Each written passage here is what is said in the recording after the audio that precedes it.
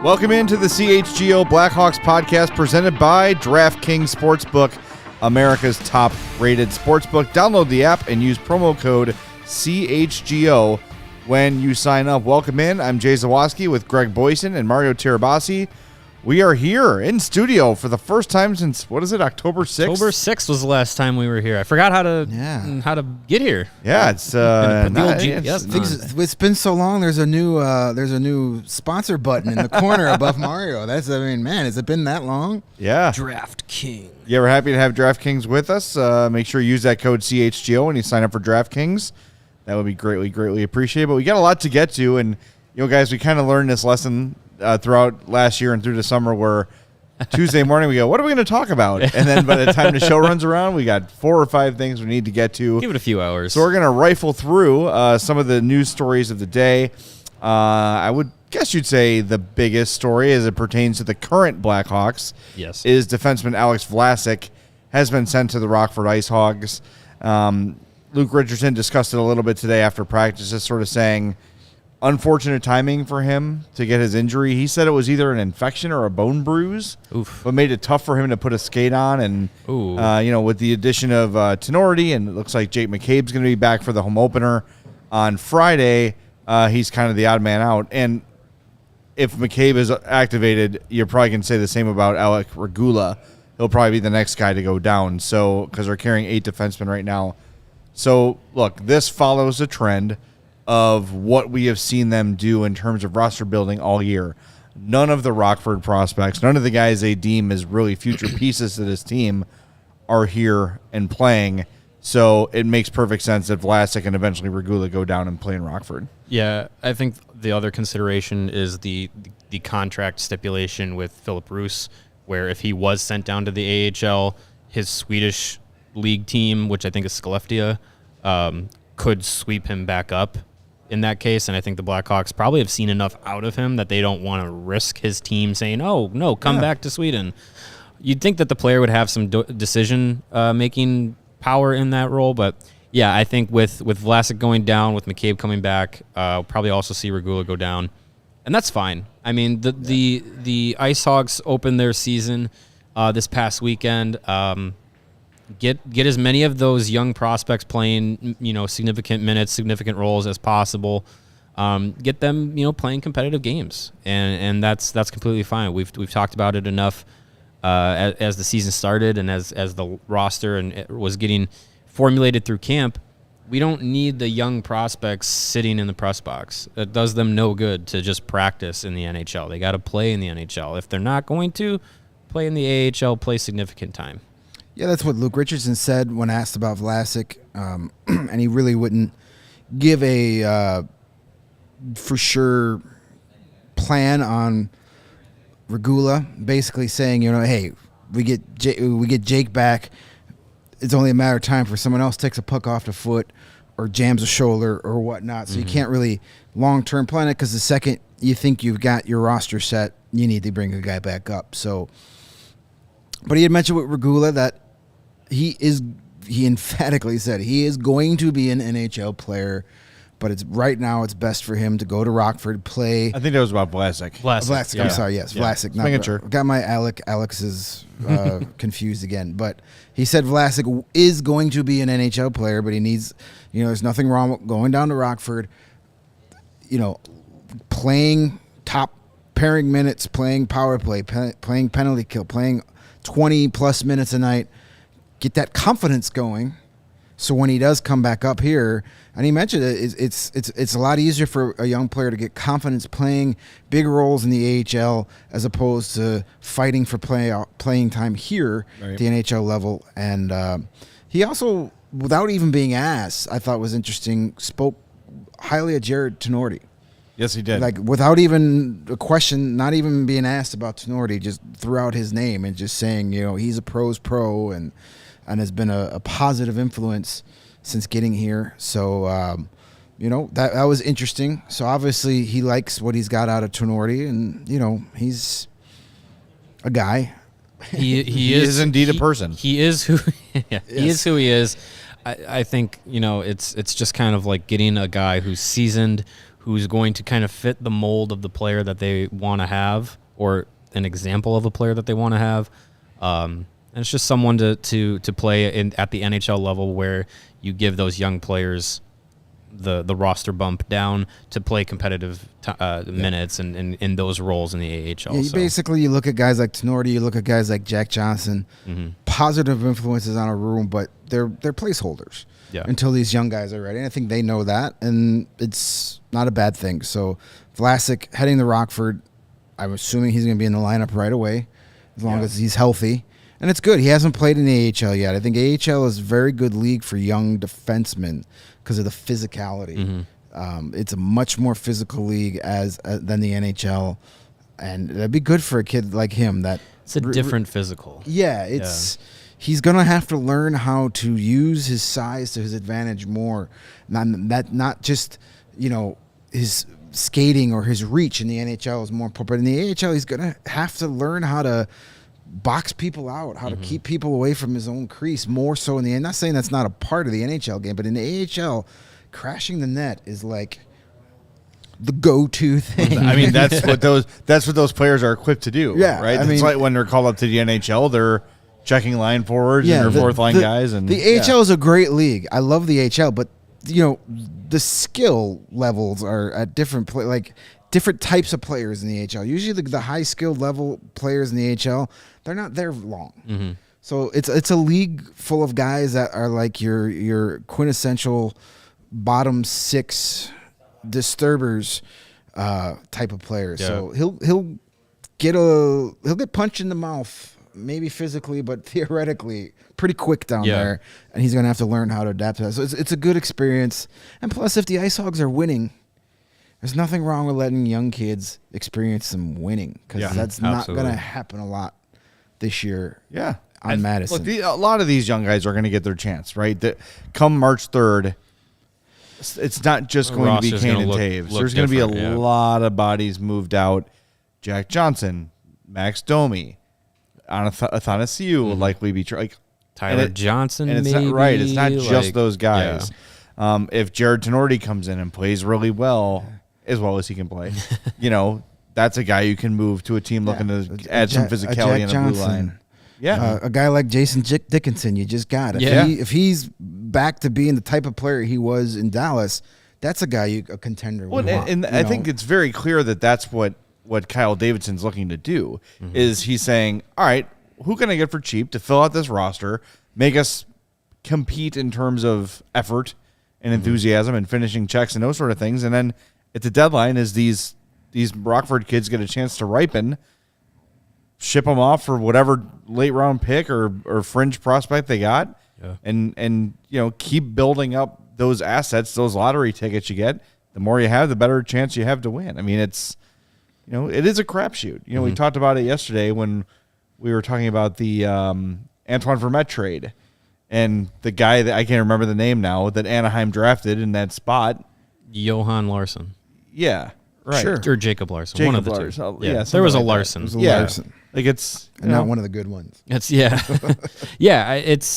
there's no reason that the Blackhawks this season have to necessarily throw any of the prospects in that aren't ready. I think there's a lot of value to letting those prospects get time in the AHL and be competitive. The other thing with Vlasic is being in that defensive group with other guys just like him in his situation, like Galvis and Phillips, Ian Mitchell eventually when he's healthy. These young guys that are battling for NHL time, battling to jump over each other basically in the depth chart.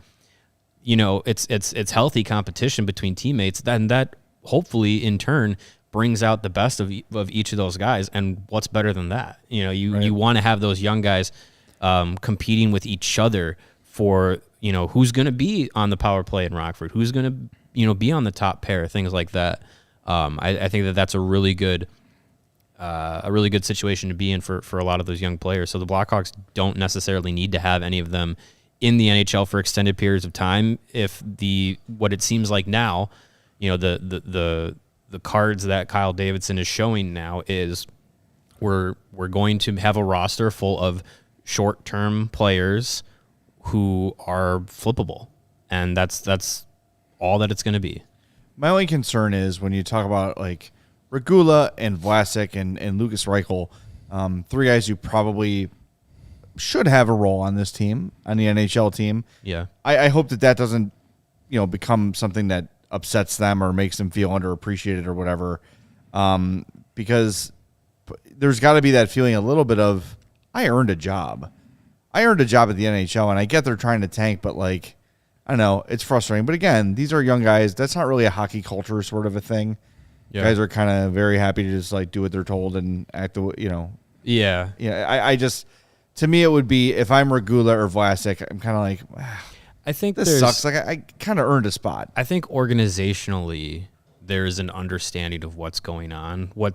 I think there's a lot of, nudge, nudge, wink, wink being said without actually being said about, the tank and the plan for this season and probably next season too.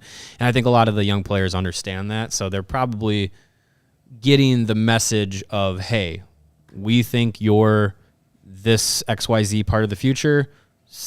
Stick with, learn what you can at the AHL level, develop what you can, stick with these plans, and eventually either next season or later this season, you're going to get your opportunity as long as they earn it. But I think that's probably the messaging that's being told to them. And I think it's a lot of deprogramming ourselves as Blackhawks observers and fans, because for so many years, the Rockford IceHogs were an afterthought. Like, yeah, true. They weren't being utilized properly. That's where you would stash all your bottom six, bottom pairing players and just wait for one or two prospects. Yeah, and as Narfin says in the chat, Tampa, a lot of their current cup-winning players spent multiple seasons, and they want to call their cup in the AHL. And I think Tyler Johnson was part of that. Yeah, so like we're not used to it. We're not used to our AHL affiliate being used as an actual like weapon towards getting better in the future. It's kind of just been an afterthought. For all those cup teams, how many great players played for the IceHogs during those years? Or at least for a significant amount of time. They might have had a flash here or a flash there, but you didn't really see it. Andrew Shaw never played there. Versteeg a little bit. Shaw did. Yeah, but not a little bit. Not like a long, not a long time. Right, yeah. not an entire season or multiple seasons. Right, yeah. So it's a strange situation where the IceHogs are now a very vital part of this organization. Mm-hmm. They're more important now than they've ever been ever since in any AHL team, even when it was Norfolk. Norfolk actually, Norfolk had some of those players come through. But the IceHogs have kind of, at least for the last decade, have just kind of been like, we're going to fill out a roster with a bunch of undrafted guys, and we'll use it for when we have to do an injury rehab assignment. Right, yeah. But it was never meant to be. It was never utilized properly by the previous regime. So I think it's something we have to untrain our minds to saying, listen, playing in Rockford is not a bad thing. No. And they should be a really good team this year. They have got they put some really good AHL type veterans up there. Some of the younger players, they should be good. They had an exciting win over the weekend. They were down 3-0 heading into the third period and won 5-4 in overtime. Lucas Reichel had 3 points. Two guys that they brought in to help win. Luke Philp. He had 3 points. David Gust 3 points. Brett Senny had the game winner. Game-winning goal. Those are 3 AHL veterans. David Gust was a big contributor for the Wolves who won the Calder Cup last year. So those are the type of guys, along with a Dylan Secure and an Adam Clendenin, they brought down there so that team can win. Mm-hmm. So they're putting a lot of focus on the Ice Hogs, and it's a good thing. So we gotta untrain our brains and saying, you know what, playing in Rockford is not a punishment. It's part of the process. Right. Yeah. I got a $5 super chat from Design Love. Thank you very much for that. He says, so how happy was last night, the double love of Phoenix winning against Toronto? That was a weird game. Oh, we're going to get to that at the end of the show. Anytime I get a chance to laugh at the Maple Leafs, I'm taking full advantage of it. Yeah, we're going to get to that later, but I wanted to acknowledge the super chat, and thank you for that. Appreciate it. And it's a nice reminder to smash that like button if you are watching us on YouTube. It takes you literally 1 second to hit that like button, so please, please, please do that and get in the habit of doing it every time you're with us here. And if you're listening on the podcast proper, make sure you're subscribed on whichever app you're listening on. And if you're feeling generous, a 5-star Apple Podcast review would mean the world to us. It's very, very, very helpful. So thank you for that. The other bit of news we had, and we've kind of been hearing a little bit about this over the last week or so, but Scott Powers with the big story today in The Athletic that Frank Nazar is going to miss some significant time after surgery on a lower body injury. So the interesting note in there, if you haven't read it, please do. This injury, he got to Michigan and had this injury. Mm-hmm. So it was, air quotes, pre-existing. We're still trying to figure out exactly where this injury occurred. He participated in Blackhawks prospects camp. He was one of the better players in camp. He went to World Junior Championships camp and almost made that team. He was one of the last cuts. We had a question in the chat from Lafferty, Daniel. He says, can you guys look into if Nazar being injured allowed him to drop to number 13? Was he injury common knowledge at draft time?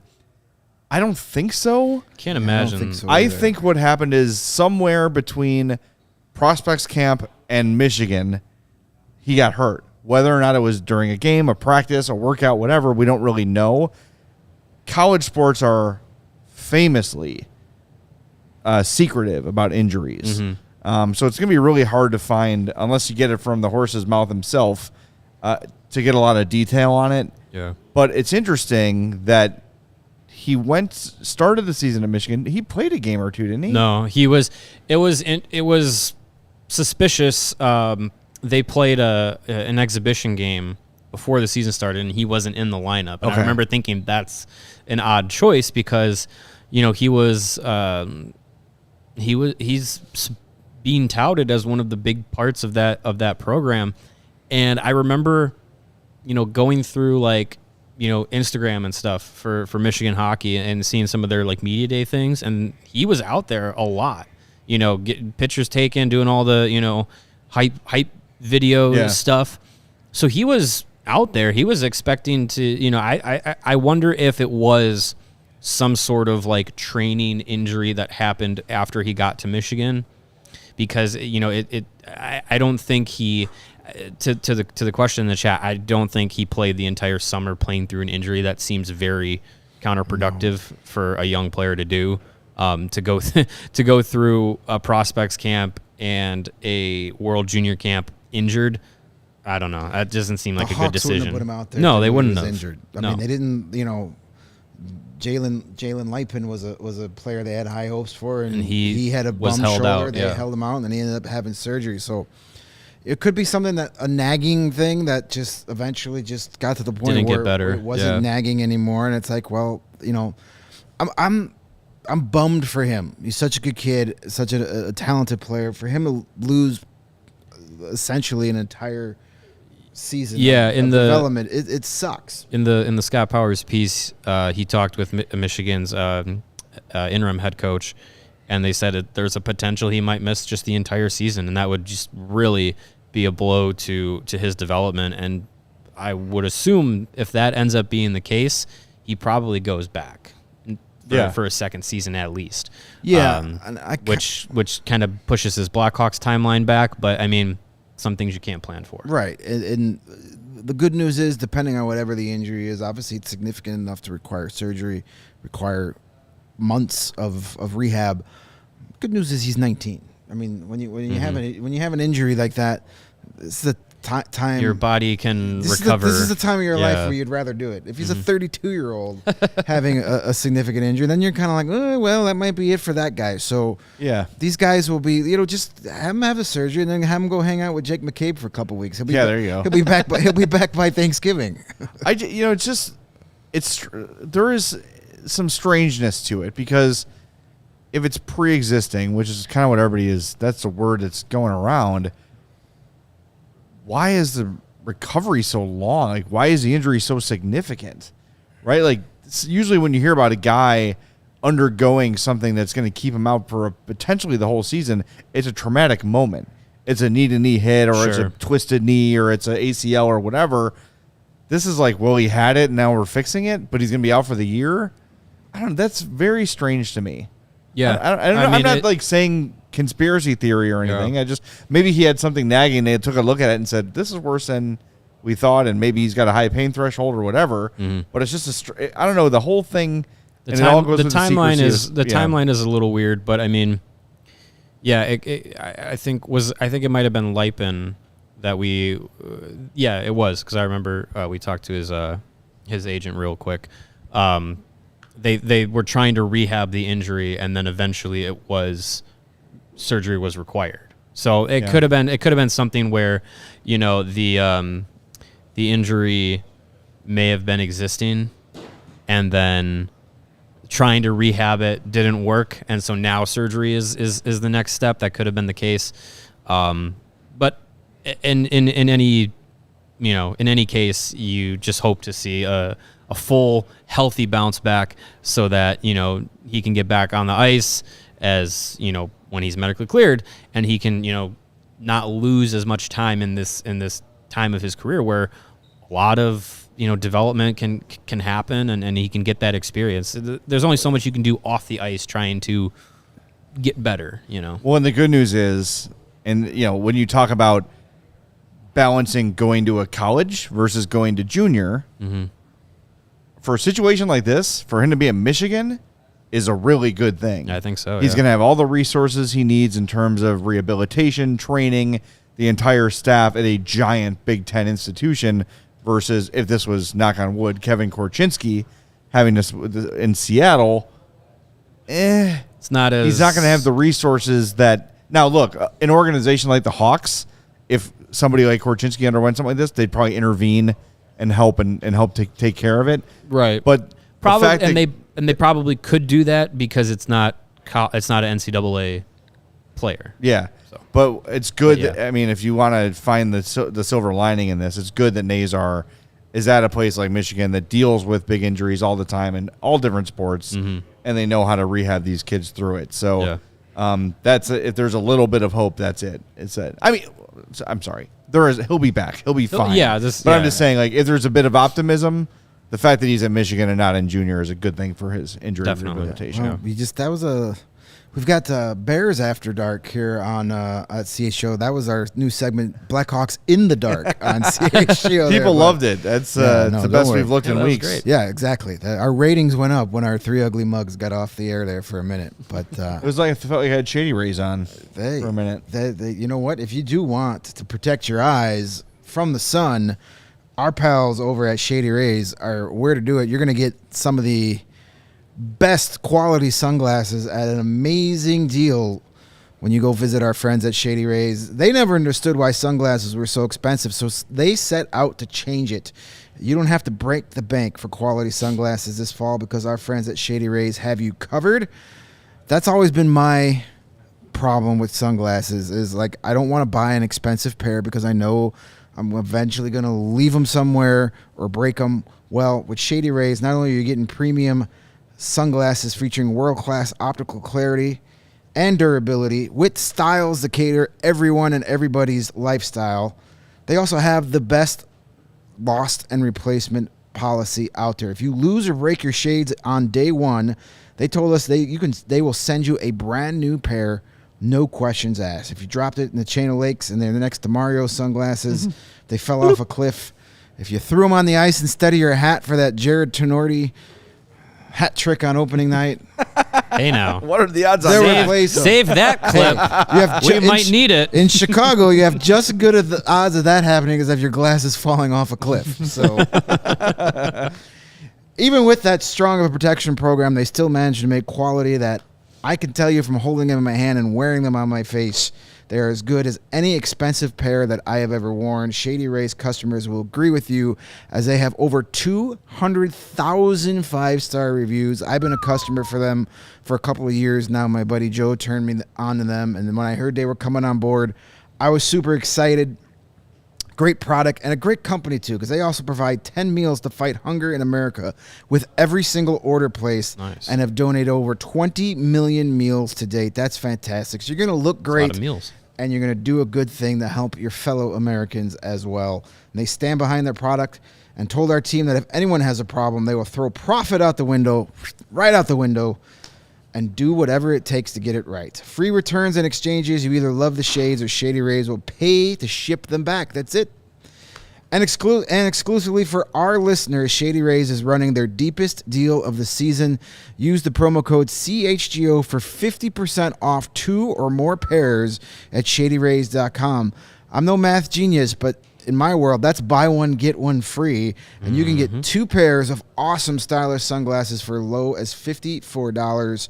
That's over at shadyrays.com, where you can find all their newest and best shades.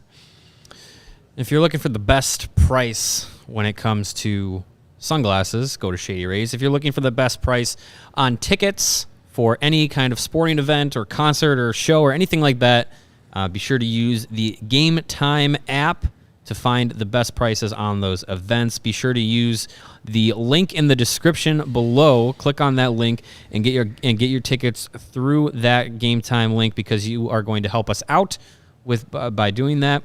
And Game Time, they are the hottest new ticket site that makes it easier to score the best deals to all those different events, concerts, sports, Blackhawks games. We got opening night coming up on Friday against the Red Wings. Ticket prices are very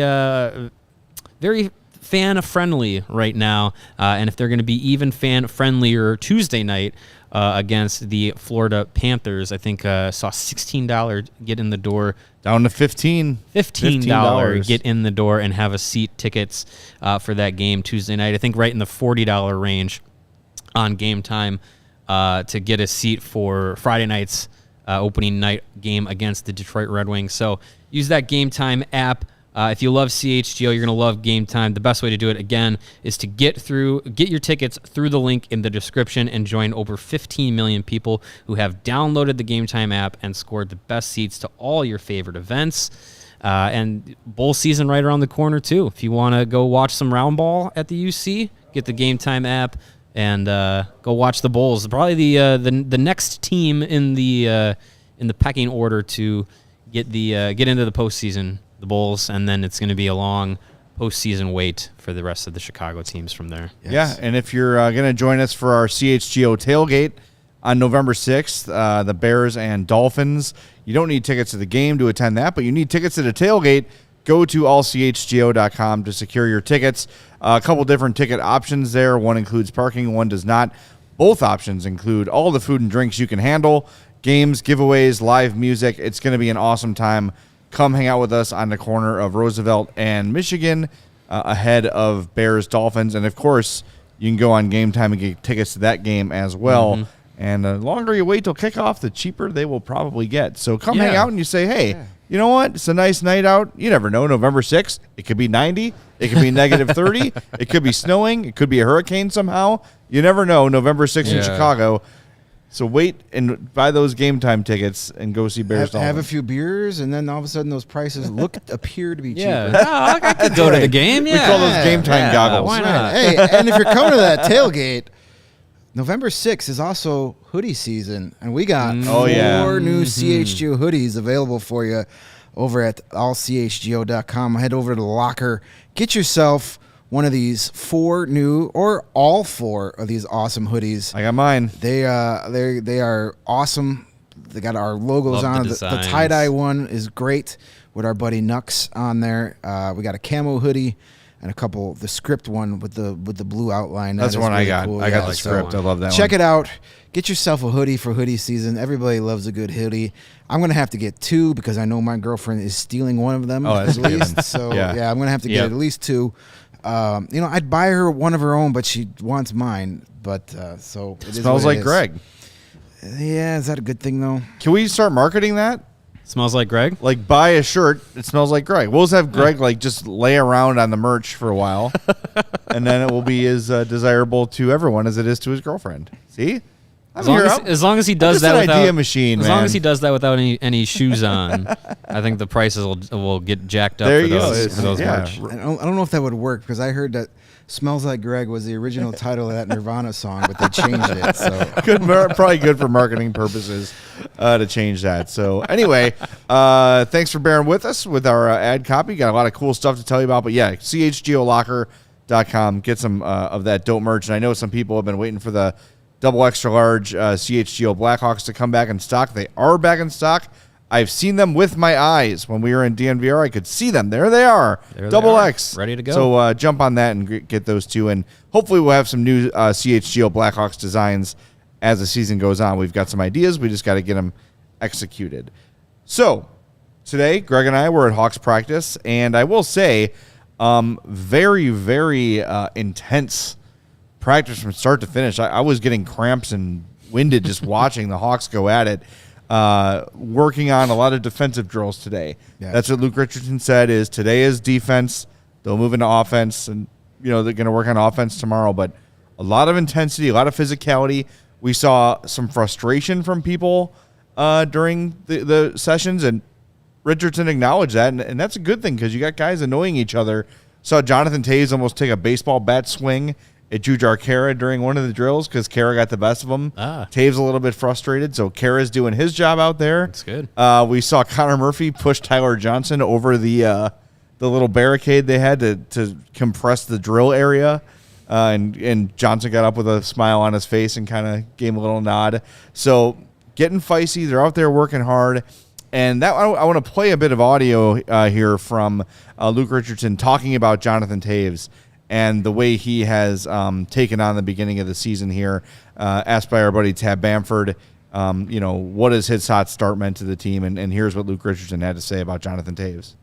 He's been great. Practice, he's working hard. He's just like what I said earlier about talking about a Crosby or a Bergeron. Like, he's worn a C here for a long time for a reason, and he's still driven to succeed. And I think this year, he came in good shape, and he's had some physical issues in the past that I think he's over now and feeling better. And it looks like he's off to a real good start, like you said. And he was working hard in practice and slashing guys in a battle drill because he wasn't happy. And I think that's a sign of a guy that's not satisfied. So I don't think getting 2 goals at the beginning of the year is enough for him. I think he's going to push, and that other players see that, and that brings them along too. So it's great to have that leadership.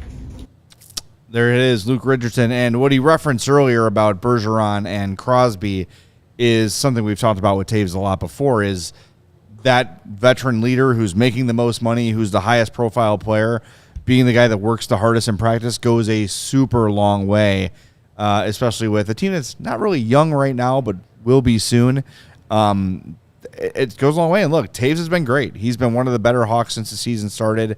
And it's good to see, Richardson obviously sees that too. But the fact that he has been so competitive in practices and in games, that's a great sign for his level of commitment to, and to just kind of the tone of the locker room. Because if he's pissy and he's crabby, that's going to reflect on the entire roster. Mm-hmm. Yeah, you want to have a guy like that being a positive influence. And it was questionable kind of going into this season. Coming out of training camp, it was just like, ugh, like I don't really know where he's at, with his game on the ice and off the ice, how it would be. But so far through the first week of the season, I think we're seeing pretty much everything we had hoped we would see out of Jonathan Toews is being involved in the leadership aspect of things, not just kind of being a backseat to the to the tank, to the rebuild process, not just kind of just letting things happen. He's going out there and he's working for it. So that's a good thing to see, and I think it's going to go a long way. And Luke Richardson too, he needs a guy like that to be at that level. It makes his job harder if one of the biggest voices in the locker room is not going along with the program. So it's good to see that Taze is so far putting in the work, putting in the effort, and doing what he needs to do as that leader. Yeah, it's been a very good start. 3 games, long way to go, but you need a guy like Jonathan Taves to really be leading by example, not necessarily saying things, but just showing that he's a part of it. Guys like him, guys like Tyler Johnson, they've been on the same line. They've been very effective. They've been the best 5-on-5 line, that Taves, Radish, Tyler Johnson line. So you need that. Jack Johnson, another positive guy that just going out and doing his job at the best level he can do it at, and that's all you could ask for these guys. And it's setting a great example for guys that you have a future for. Guys like Mackenzie Entwistle can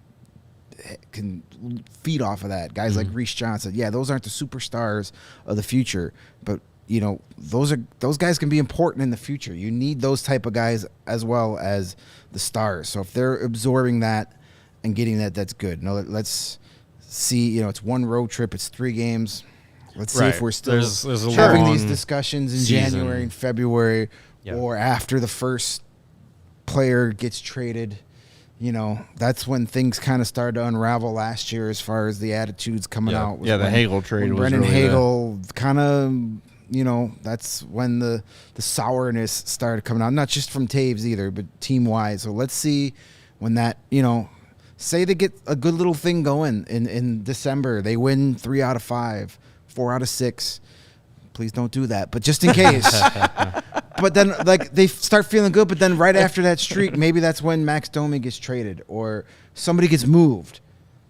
And then all of a sudden it's like, well, okay, here we are. Here we go again. But you should. They got to know. You should. It's pretty clear what's going on here. I mean, that was the frustrating thing last year. It's like, how did you not know Brendan Hagel was going to get traded? It's kind of been written on the wall for a long time. Yeah.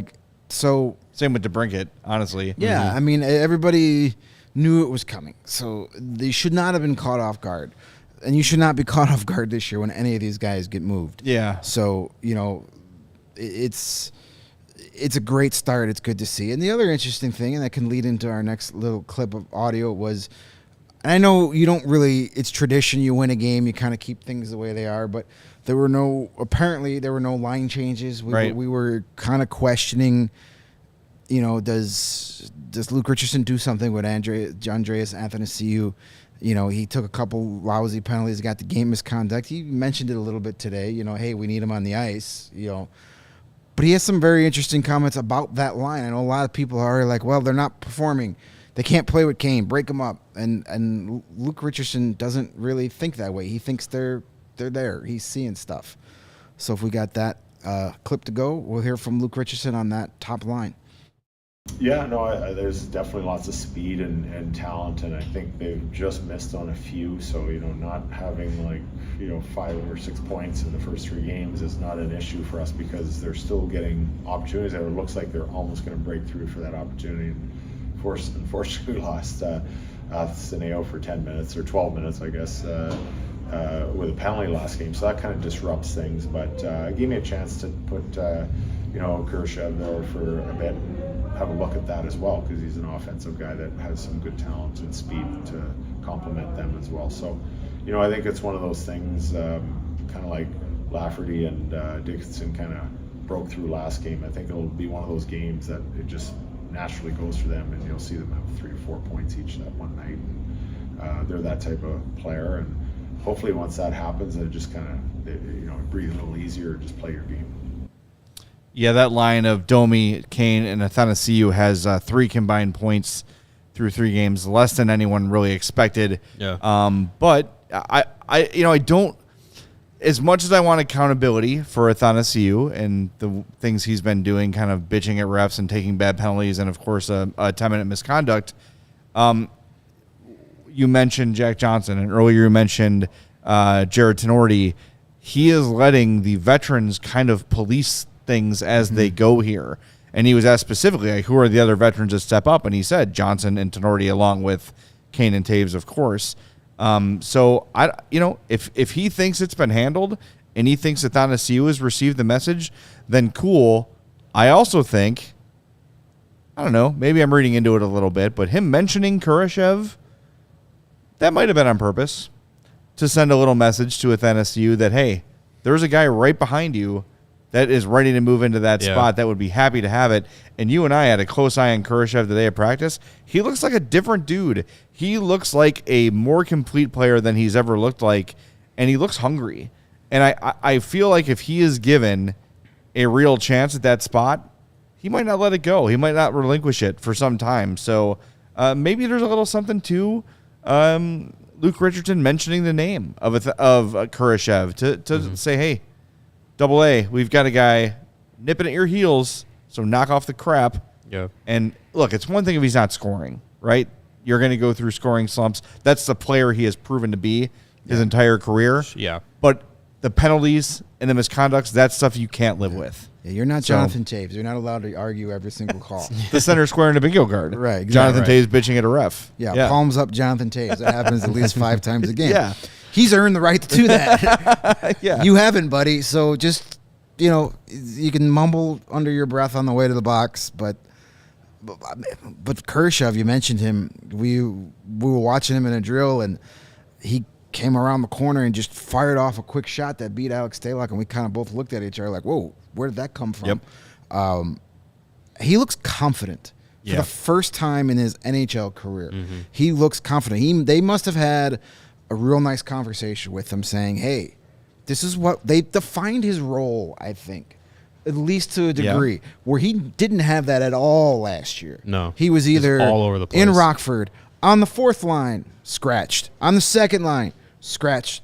3rd line, scratched. 4th Top line, like, power play. They never had him in a defined line, role, and that's got to be so hard for any player, let alone a guy in just his 2nd year in the league. Well, hey, I mean, when we talk about Regula and Vlasic and Reichel and on and on and on getting sent down to Rockford, Kurashev seeing himself as established NHL player now, even that, I think goes a long way, where he's not feeling the constant threat of, I'm going to Rockford if I make a mistake. Right. Getting rid of that, eliminating the fear of error and demotion, whatever you want to call it, punishment, that's going to let any player play more loose. Yeah. Right? So to have a guy up here, whoever it might be, with the constant threat of, if you don't perform great, you're going to Rockford, that's going to negatively impact anyone's play. It's natural, right? Because you're not thinking instinctually, you're just, don't make a mistake, don't make a mistake, don't make a mistake.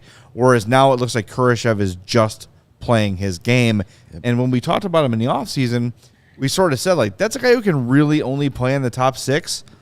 Again, it's 3 games, but it looks like he's added a bottom 6 dimension to his game a little bit too. Yeah. Look, he's not Patrice Bergeron. He's not Marian Hossa. Let's not go nuts. No. But he's absolutely not lost in a 3rd or 4th line role either. Yeah, I think it's just the confidence level was one of the biggest things that he needed to work on, to just kind of get his game to the level that I think everyone in the organization and then as fans and stuff wanted to see him play at, because we especially this summer we kept hearing from draft prospect analysts. We talked to Scott Wheeler and Corey Proman, and both of them were pretty high on Philip Kurashev still being a top end NHL player, and it's just like, okay, like, I'd love to see it. And I think we're at a point now where Kurashev's been given an opportunity, and he's taken it so far through the preseason and into the regular season, where I think that confidence and the consistency in his game is starting to show a little bit. And yeah, I think he can be a dangerous player, and we keep talking about it. I would love, even if Athanasiou is still playing if he's playing at a level that you're expecting of him, and he stays out of the penalty box, that's great. I still would love to see Philip Kurashev get an opportunity to play with a guy like Patrick Kane. Just see what happens. This is the year to do it. This might be the last year to do it. So figure it out now. Yeah. There's two things that I think have contributed to Kurashev's just overall different look. I think he's bought into the Luke Richardson philosophy of be hard to play against. Like, he's bought into that simple yet effective style of hockey that Luke Richardson's trying to play here. And he's also beginning to embrace the concept that a lot of young players take time to really figure it out, is when you don't have the puck, what are you supposed to do? Like, what's for a lot of players, it's what you do when you don't have the puck that's actually more important and leads more to your success than when you do have it. One leads to the other. So I think he's embracing that too. He's figuring that out too. And just as Jay said, having the spot, having the time without the pressure of, hey, you're going to be up and down the lineup. You might even be back in the AHL. Just be like, here, go out and do what got you here. Yeah. That's what you want to see. It's been really impressed with how he's looked. I keep going back to the word hungry, you know, and I think we talk about this often when guys make the jump from lower levels, or be it Europe, be it junior, or whatever. At some point in their careers, all these guys are the most skilled guys on their team. And eventually, as you advance, you become less and less important. It's like I was a valedictorian in my high school. Well, now I'm at Harvard, and everybody was a valedictorian of their high school, right? It's the same thing in hockey. But I think Kurashev has always had a little more offense to his game than he has been maybe allowed to show or given the opportunity to show, with power play opportunity or lack thereof, or line mates or lack thereof, and those sort of things. I think if we're looking for a Blackhawk that is currently on the roster to have a breakthrough season, he's not going to be the next Alex DeBrincat by any means, but a 35, 40-point guy this year with the opportunity, I think, is not out of the question for him. That'd be fantastic. I'd love to see that. He can go from a guy that we weren't quite sure where he fit into the future of this team to being part of that next playoff team. Absolutely. It's a make or break season for him as far as this organization goes. And so far, he's looking like a guy that maybe we shouldn't be so quickly to just say after this season, it was fun. Yeah. Enjoy your next stop. And I wonder, too, kind of in the same vein, different kind of players, but also Mackenzie Entwistle seems to have avoided the Rockford threat. And seems like a guy that they've got pencil in as a full-timer here, getting some power play opportunity, getting some opportunities at center.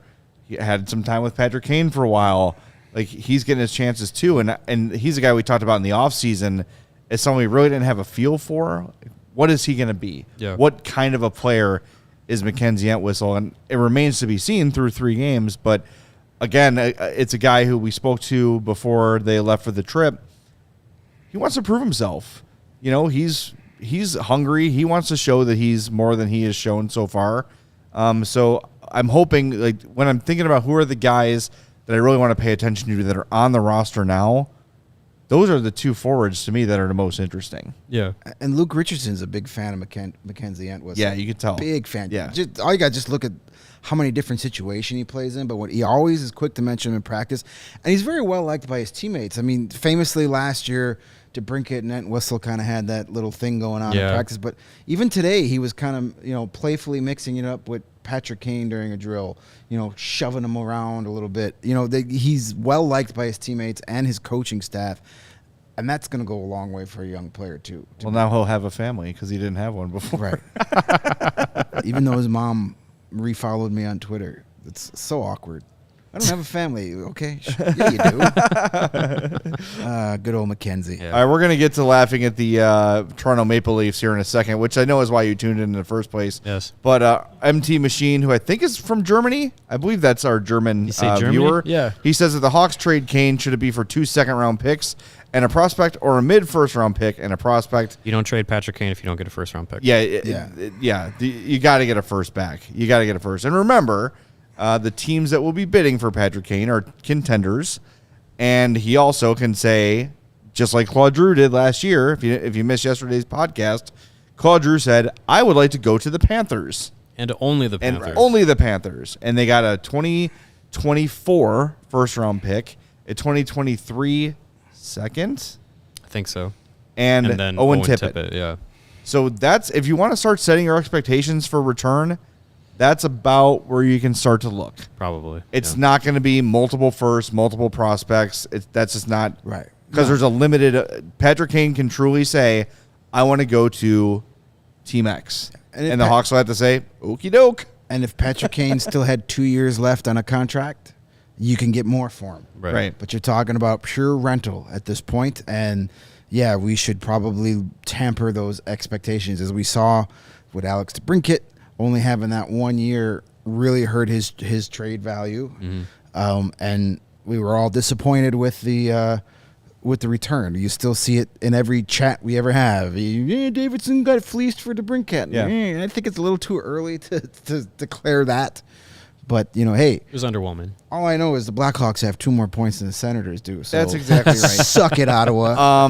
That said, there in the article a couple of days ago with Pat Brisson from Pierre LeBrun.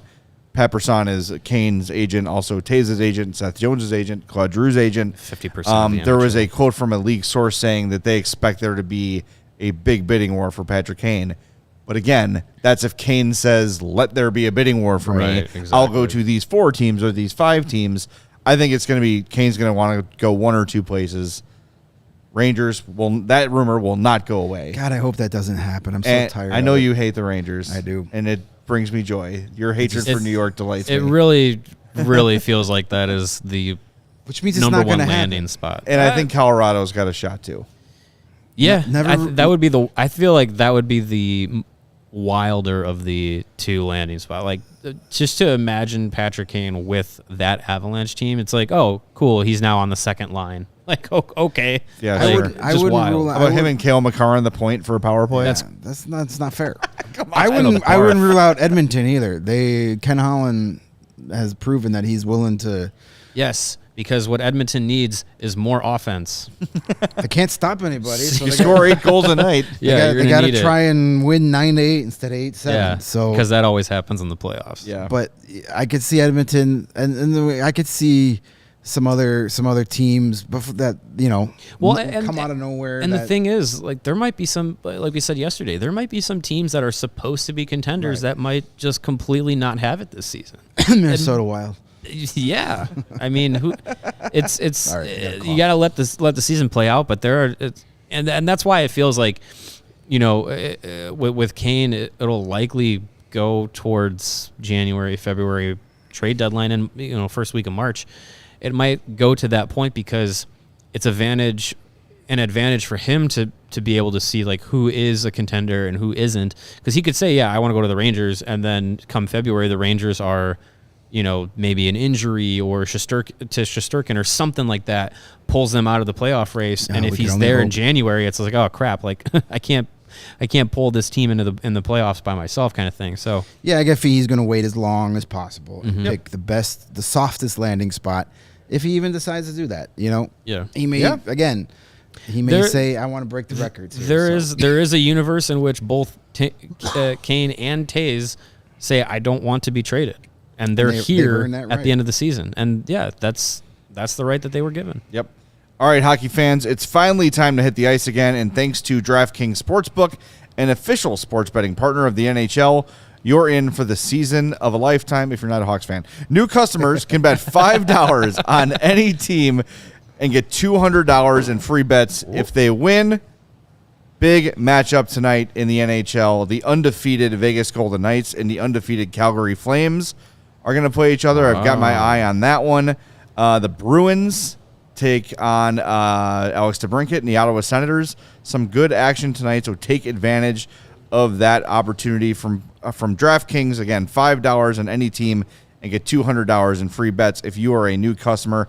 If that wasn't enough excitement, you can turn small bets into bigger payouts with same-game parlays. Combine multiple bets like which team will win, how many goals will be scored, and more for your shot at an even bigger payout.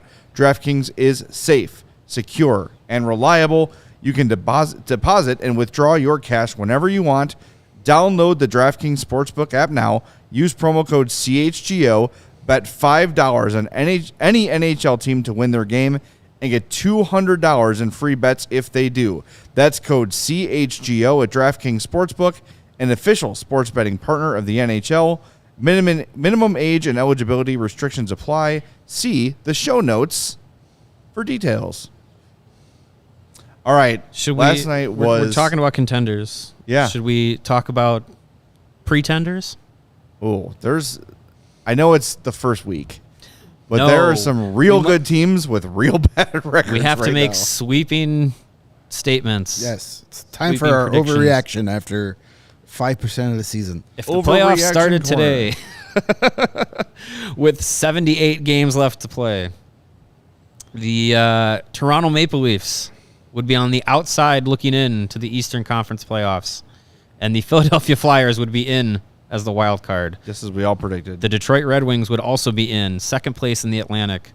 The Tampa Bay Lightning would be out of the playoffs. Hey, that helps that pick. Hey, it does. And the Minnesota Wild would be out of the playoffs as well by a wide margin. Edmonton Oilers also on the outside looking in. Boy, Marc-Andre Fleury looks done. Wow. Done. Yeah. And look, he had a tough start to the Hawks last year because the entire team did, because their coach was a literal moron. But he this eventually is turned it around. But this is different. I think he's not going to have a sub 80 save percentage all year. I certainly hope not. But holy cow, he looks really bad. Somewhere in Ottawa, Cam Talbot is like, yeah. Evil laugh. Well, the Senators don't have a win yet either this season. So so here are your tank standings. We'll go from the tankiest to the least tanky.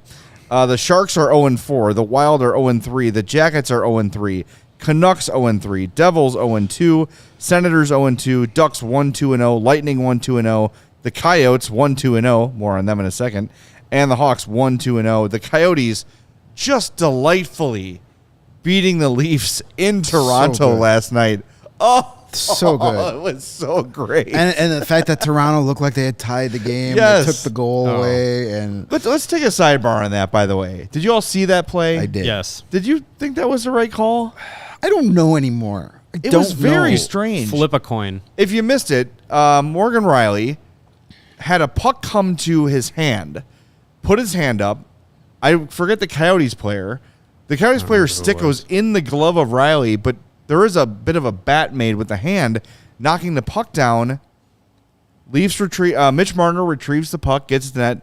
The Leafs score. Looks like the game is tied.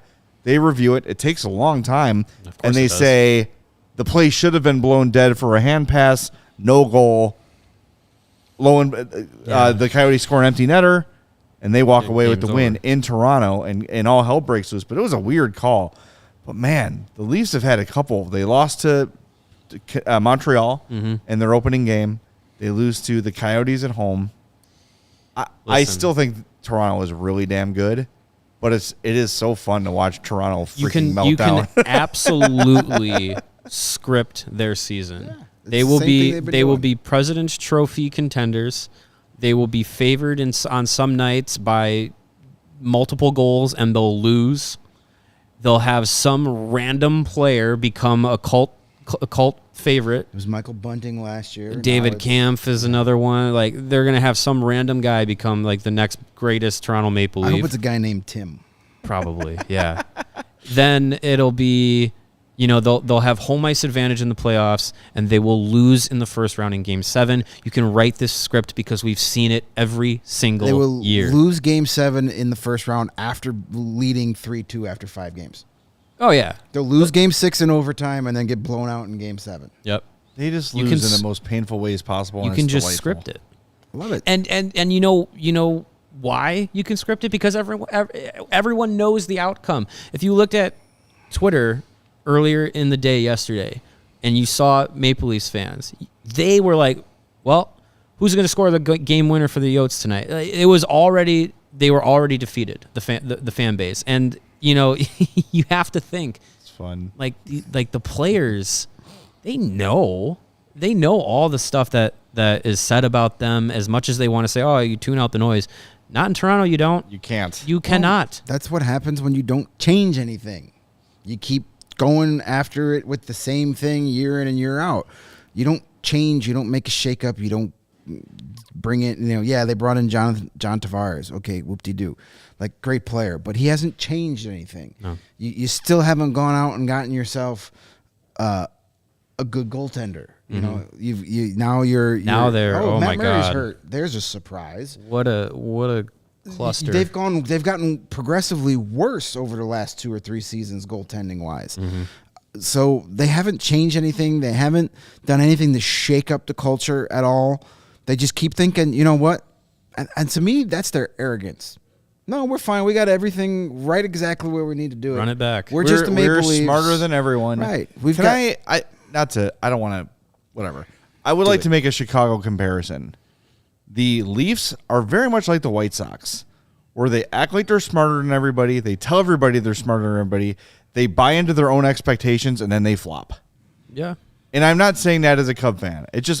I have my entire family is White Sox fans, and I see them suffering year after year after year. And it's the same thing. It's like, we know better than everyone. Right. We just know better. You think you're so smart. Tony Lewis is going to be great. Everything's going to be wonderful. We don't need to add anything. We don't need any big free agents. We got what we need. Right? It's the same thing with the Leafs. It's like you're just banging your head against the same wall every freaking year. And it's, you come into the season with $4 of cap space. And in the first Here's your $4. And in the first week of the season, your big goaltender that you brought in is out for a long period of time, and you literally have to go, all right, we talked to Stephen Weinel yesterday, who's going to be the E-Bug tonight? Because you can't do anything. Yeah. You've spent literally every cent you have in cap space, and now you can't do anything because there's one injury, and you're like, oh, well, there you go. Like, we talk about the House of Cards analogy. Like, literally one thing goes wrong, and it's just like maybe they'll give the Hawks what are you the gonna first do? for Peter Mrazek again. Man, that'd be awesome. Why not? You're spot on in your analogy with the White Sox from the organization, but the difference is the fan bases are completely different. Yeah, if the White Sox were the Yankees, like somehow, but the fan base is differently, and that's why it makes the failings of the Maple Leafs that more enjoyable, because nobody hates the White Sox more than White Sox fans. They are like the most self-low, and I say that out of respect. True, like they just hate everything about their team, and they have a lot of good reasons to just be like, management. But there was an obscene amount of arrogance entering the season from them. Oh, of course. Oh yeah. But yes, the Maple Leafs fall for it. Their fans fall for it every year. Every year is a year we're finally winning the cup. It's the same freaking team that's been run out of the playoffs in the first round for each of the 5 years, but this year it's going to be different. Yeah. No, you're right. insane. Yeah. You're insane. All so right. that's the difference. Is there a team more primed for just blowing everything up? Yeah. Than the Leafs? Well, Austin Matthews is clearly going to join the Coyotes. Our friends in PHNX Yeah. tweeted out last night. I really got a kick out of this graphic that PHNX Sports put up. If you're not watching the YouTube, it's the meme of the man holding his girlfriend's hand, looking back at the woman walking past. And the current girlfriend is the Maple Leafs, and the new girl is the Coyotes. Yes, he's from Arizona. I love the yes, he grew up ambition. a Coyotes fan. I don't think Austin Matthews wants to play at the Mullet Arena in front of 5,000 screaming fans. And kudos to PHNX for using all that bandwidth to get Austin Matthews' forehead on there.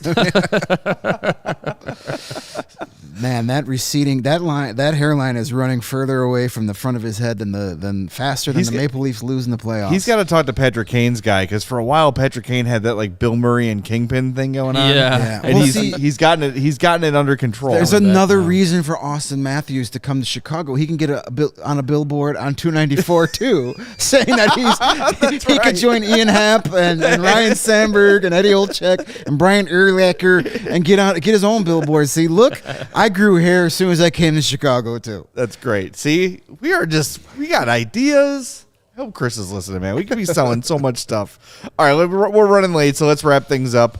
Thanks everybody for joining us. We're going to be back tomorrow morning. We're going to talk to Jamie Faulkner and Danny Wirtz. Depending on how that turns out, it might be part of the show tomorrow. It might be a bonus episode. We're not sure how it's going to go, but we're winging it. Either way, we're going to have a reaction to our conversation with them. So make sure you join us on CHGO Blackhawks, again, presented by DraftKings Sportsbook, America's top-rated sportsbook. Download the app and use the code CHGO when you sign up. Thanks to Steven for producing the show. For Greg and Mario, I'm Jay. This has been the CHGO Blackhawks Podcast.